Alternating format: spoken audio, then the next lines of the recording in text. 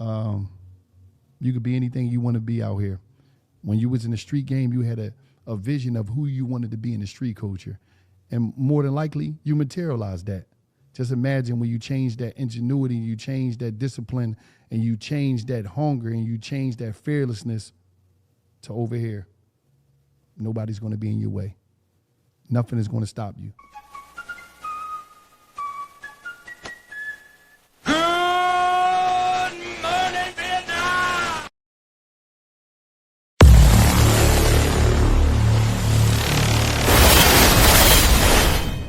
We got some things going on. We got some things going on.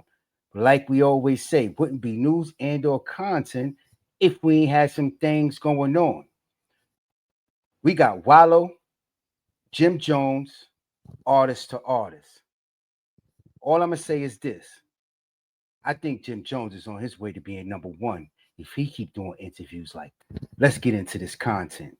Serious question to ask. I'm just saying. When you was laying on that bed in your cell. Go ahead. When you was laying on that bed in your cell. Is it any different now than what you dreamed it to be? Or is it even better? It's way better. Shout out to my homeboy Frank Nitty, rest in peace. He the first dude that walked into my cell with an iPod Touch and a wireless hotspot. And I sat on that bunk and I looked on social media. And one of the first things I said after a week of being on Instagram was, I said, Nitty, they playing fucking games out there. It's on when I get out. Because I came up in a time when we didn't have technology support. We didn't have computers to assist us. And I'm like, everybody out there chilling, they playing games. I said, it's up. Because we never had this. To have a robot in your pocket, to have a computer in your pocket, I'm like, I'm going to go ballistic when I get out there. That's all I knew, Jim. And I didn't know exactly how to do things, but I knew I'm big on, you don't have to know what you're doing, but long as you're doing, in the process you're doing, you'll figure out what you need to be doing. That's all I knew. And What y'all think about that? Think that's a fact? Personally, I kind of agree. Sometimes you just got to do it. Don't think about it, just do it and learn as you go. Hands on, like they used to do back in the days. I knew that I came from a community of black hustling in America. So we gonna figure it out. But to have a robot assisting me, I'm like, yo, it's sweet out there. On Google, I could just I could go on YouTube and find out how I build the car.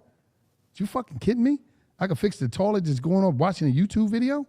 Oh my God, I got all the support, anything I want to do. I just gotta talk to the computer. I said it's up.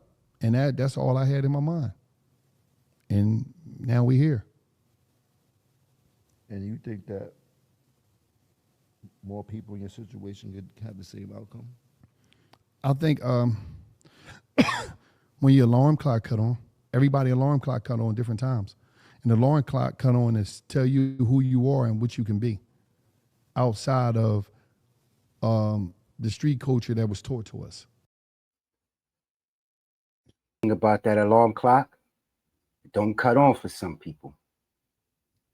And they just be out there, twisted. We was taught that the only way. And you got to get out of that comfort zone of having street reactions.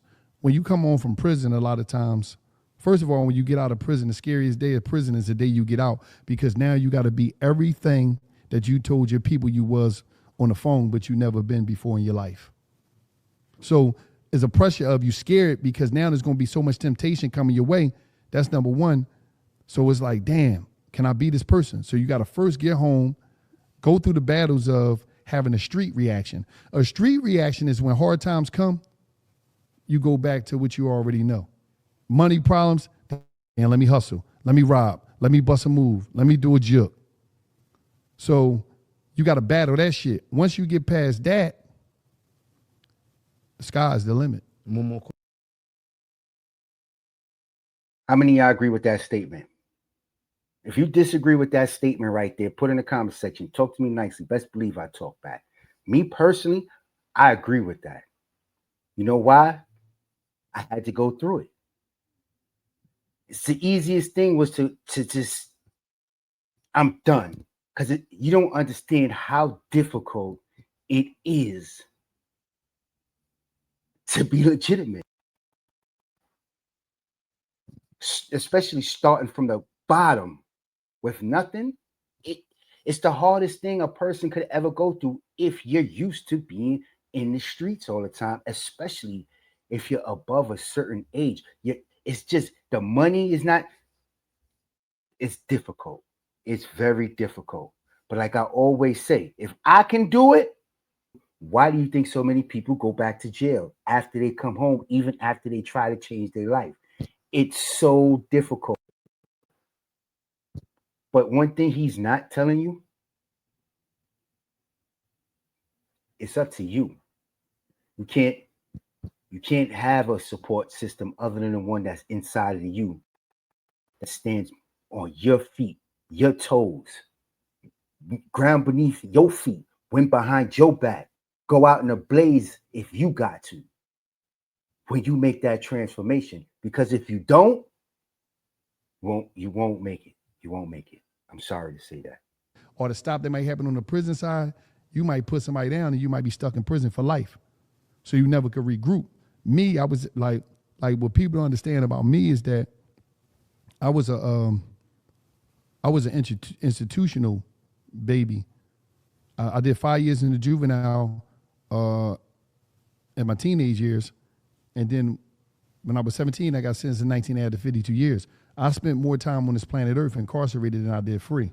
This is the longest I ever been out of prison since I was 11 years old. February had me out at 9 years. But before then, I wouldn't stay out longer than a year since June 30th, 19. That's crazy. You know what comes to mind when he's talking?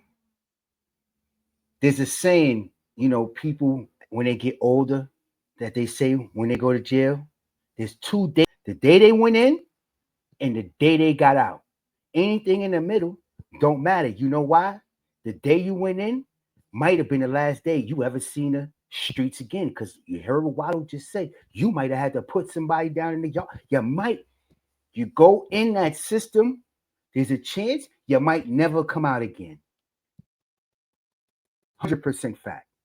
Don't ever think it's not. It can happen at any time. And next thing you know, you're done. You're spending the rest of your life in there. That's why they say 2 days that count. The day I went in there and the day I got released. 90 when I first got arrested for a robbery. I was 11 for a couple days. So from that day all the way up, I would never stay out of jail for a year because I was one of them dudes. I'm not gonna be out here and don't go at this fucking money. I'm gonna bust a move. If I get locked up, so be it. Because jail was like that was the home. I was already programmed and institutionalized at a young age, so I was like, fuck it. So at the end of the day, it's like jail was it saved my life. God will introduce you to destinations for a reason. Sometimes we try to question why we there, but that was the greatest thing that ever happened to me because it gave me that time out moment, and it connected me with the possibilities and who I could be. And once I seen that, it was like, oh shit, I got a shot. So Wallo, stop playing games. Nanny, you lying to Nanny on the phone every year telling her next year you're gonna be home because you don't want to tell her how much time you got. So she telling you, baby, I ain't gonna be here, and I'm gonna make sure you cool when you come home, but I ain't gonna be here by the time you get back. And I'm like, I gotta make it out there for Nanny. Thanks to God, September 30th, Nanny be 91, and we out here. And the most important thing was, it wasn't about the money, it wasn't about nothing. The only thing that I had on my mind when I sat in that cell is, I gotta get free, and for the first time in my life since I was a child, Nanny got to see me do right. And if she could see me do right, I won. I'm not even mad at that because I said the same thing about Mama Love. For the first time in my life, I got to show her I'm capable of doing the right thing before she leaves this. I have to. I don't want my seed growing up doing the things I was doing in them streets, harming people, gangs, hustling. I don't want that. Have to change the narrative. It starts with us. There's one more part of this I want to play, but before I do, I want to say, y'all already know what it is. This is your boy TW, and yes, we are most definitely uncensored.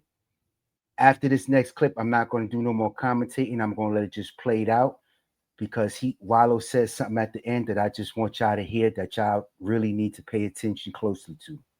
And with that, y'all already know what it is. After these messages, I will be right. Get that motto. 9 to 5, that's to make a living.